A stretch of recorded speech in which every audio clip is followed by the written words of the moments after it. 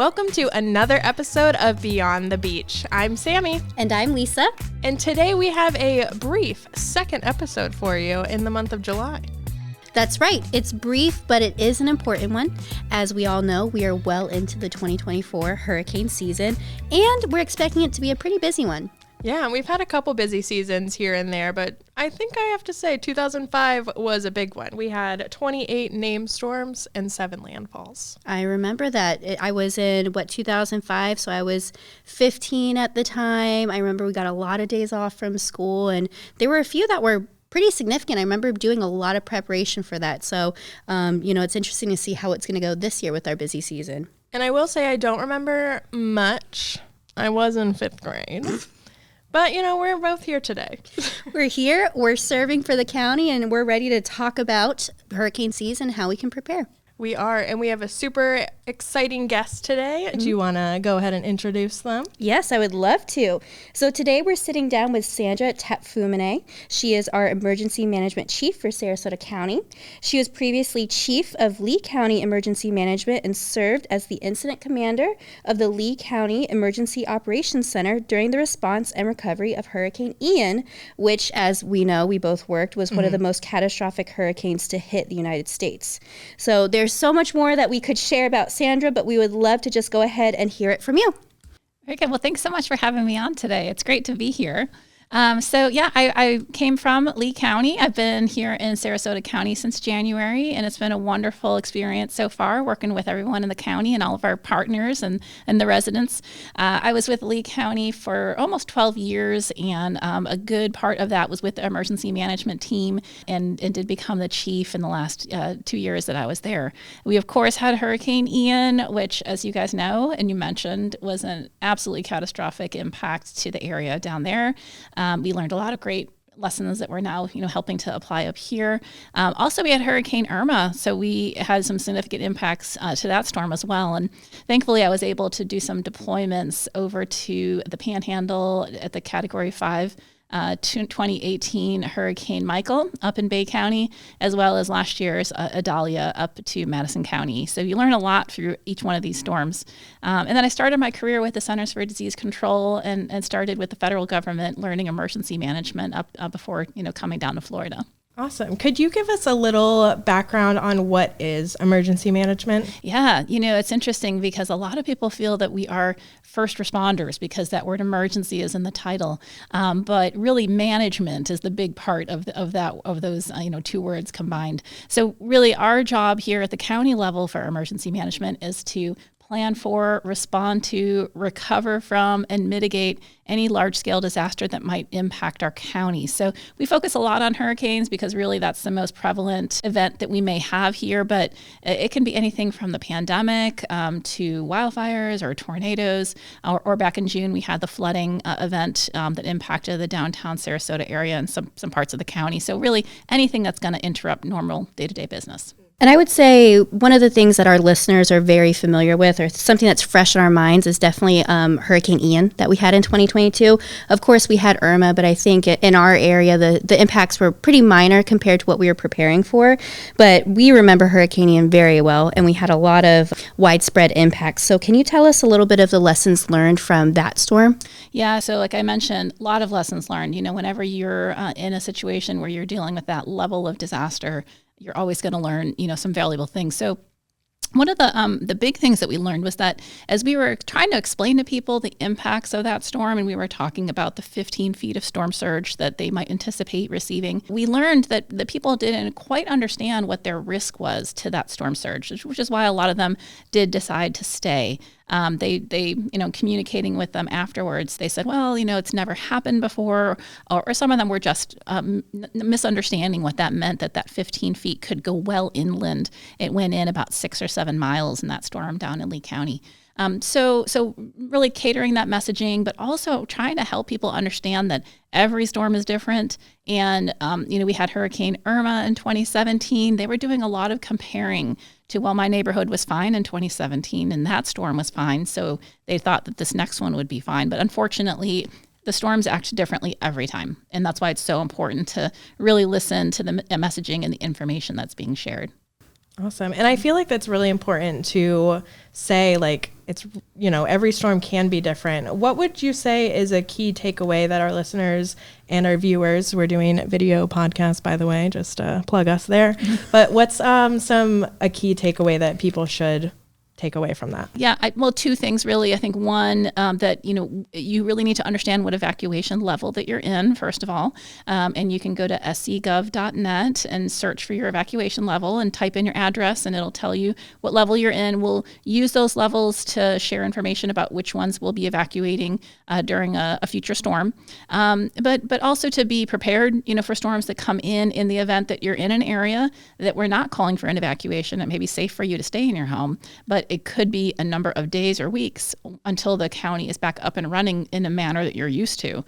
So if you don't have to travel around, it's very unsafe, a lot of flooded roads and debris on the ground and, electrical wires and just things that are a bit dangerous. So we don't want people traveling if they don't need to. So now's a great time, to make sure you have your kits in place. And again, if you go to our website, that scgov.net /be prepared, you can get to our all hazard guides that we created this year. It's online for people, and there's lots of checklists and other good information there. Yeah, I think we have one of those guides with us, don't we? Oh, we sure do. Thanks for bringing that up.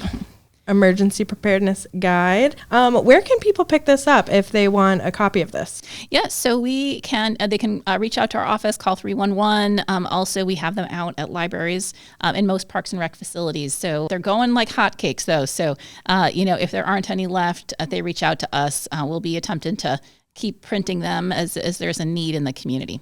And speaking of checklists that you mentioned earlier, we do have the tax holidays that we can prepare kits for our homes as well, correct? Yes. So there's two. One passed in June, but the next one, it'll be coming up the end of August and the first week of September. So that's a great time if you're needing, especially some of the bigger ticket items where really getting the tax break would make a difference, like generators. That's a great time to do it. And if you go to the state's website, for that tax break, they have very specific information about sizes and what that covers. And we do post that on our social media to let, our community and residents and visitors know when that will be. So you can, little plug, you can follow us at SRQ County Gov. Mm-hmm. So let's talk about the current hurricane season. We're predicted to have a very active season, and we've also had some updates to the National Weather Service maps. Can you talk a little bit about that and what that entails? Sure. So the National Hurricane Center has changed its forecast cone. So this is the cone that they issue out 7 days before any storm is going to be, traveling, and it actually starts, as we can see it traveling towards us, and when we hit that 7-day cone is really when we start making preparations here locally. But we're tracking it all along the way, especially the ones that start out very large, and we know that they may, pick up even more intensity and speed as they're coming towards us. But that cone is really important because in the past, it was very focused on the direction and where the cone was going. It didn't really share information about the risks associated with that particular storm. So this year, they are focusing less on the lines of the cone because the lines will only tell you 2/3 of the time the center of that storm is going to go through the lines, right? So any other time, people are very focused on where that is, and if they're outside of the cone, they feel like they don't need to prepare because they won't have impacts. But the reality is that impacts can stretch far outside of those lines. So now they have issued, of course, watches and warnings as they have in the past, but the watches and warnings will appear on the cone. So hopefully that will help people understand a little bit better that, okay, we need to pay attention and take protective measures regardless of where you are. And I think that'll be great, especially for visual people like myself, looking at that cone. That'll be great to have. Mm-hmm. Yeah, we hope so. It'll start coming out mid-August. So that's when it's experimental this year. So they are looking for feedback. So if you guys have feedback or your listeners have feedback, we're happy to share that with the National Hurricane Center. And I think that'll be great because we've learned from storms in the past that the flooding can really extend far beyond what we expected. So being able to see the watches and warnings beforehand, I think is going to help a lot of the viewers out there. Yeah, we think so too. So we've learned in June with Invest 90L that severe weather isn't always like a tropical storm or a hurricane. What are some ways that our listeners can prepare themselves for events like this in the future? Sure. Yeah. In June, we did have some severe flooding event. In fact, it was historic for Sarasota. We received almost 4 inches of rain within an hour's time frame, and we've never had that much rain at one time before. Had reached over 12 inches over the course of just a couple of days. So honestly, any place that has that much rain is going to receive some flooding impacts. It's just too much at one time, even though we were still in a drought at the time when that event started. But really, it's important for people. We had a lot of people who attempted to drive through those flooded roads and their cars stalled out. And so we just, thankfully, nobody was in any serious danger. There were no active rescues associated with that event. But that doesn't mean that couldn't happen in the future. So just be really, really cautious. We did have a washout of one of our county roads. And we don't want people driving on any flooded roads in the future in the event that, might look like it's not that deep, but you don't know it's happening underneath the water. So just, pay attention, stay tuned to information, especially if we have a particularly rainy season where the ground is going to be very saturated. As we've seen already, it's going to be something to watch out for. Awesome. And we've got a fun question for you.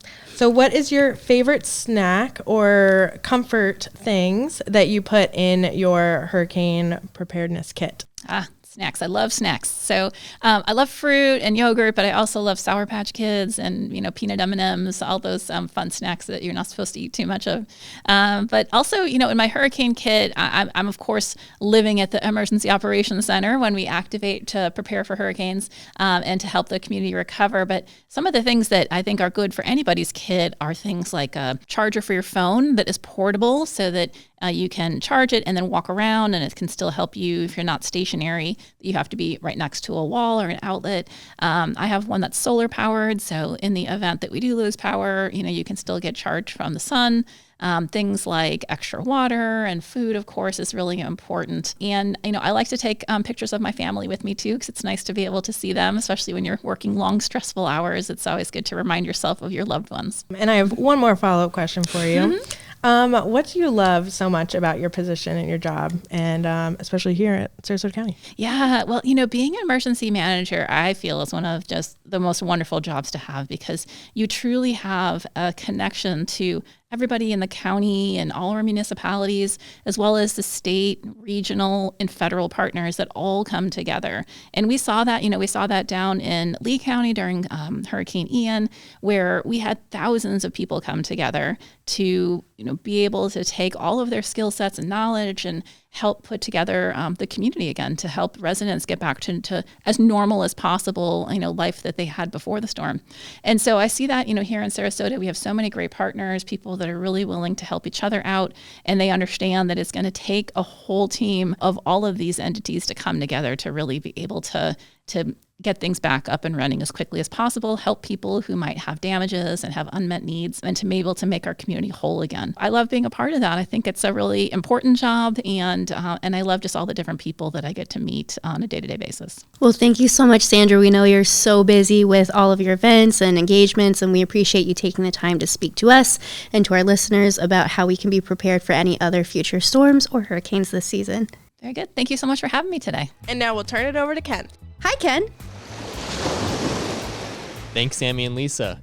Join the Sarasota County Fire Department at one of our free monthly open houses at fire stations across the county. Meet your local firefighters, receive a free car seat safety inspection, bike helmet fittings, and lots of fire and swimming safety information. To find a list of dates on open houses near you, visit scgov.net/fire department. The next disaster preparedness tax-free holiday is August 24th through September 6th. More information on eligible items can be found at floridarevenue.com. Visit scgov.net/be prepared for essential resources, tips, and updates to keep you and your loved ones safe. Stay proactive, stay safe, and remember, preparedness starts with you.